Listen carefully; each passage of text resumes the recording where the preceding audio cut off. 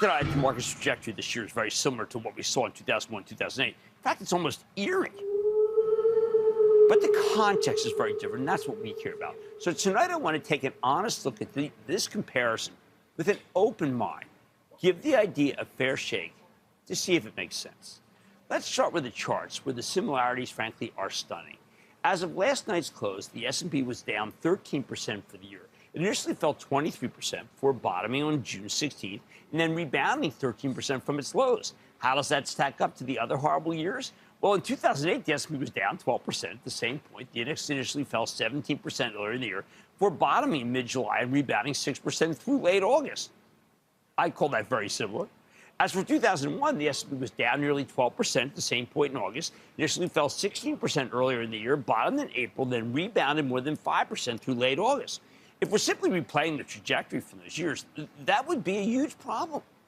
In 2008, from this point in August to the end of the year, the S&P did lose 30% of its value as Lehman Brothers imploded a few weeks later and the financial crisis laid waste to the economy. The House of Pain. In 2001, the S&P proceeded to fall 17% from this point in August through late September before recovering before the end of the year. Again, though, that was a uniquely bad moment. The tragedy of September 11th threw us for a loop, and the market didn't find its footing until more than a year later. Sounds pretty scary, doesn't it?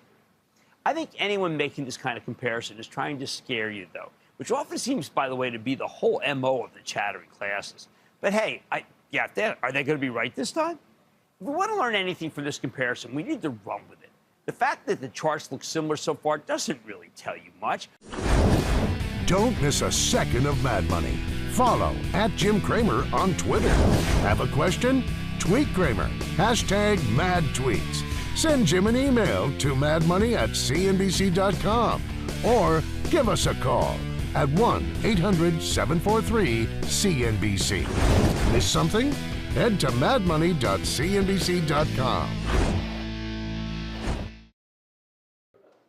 Shepard Smith here. Thanks for watching CNBC on YouTube.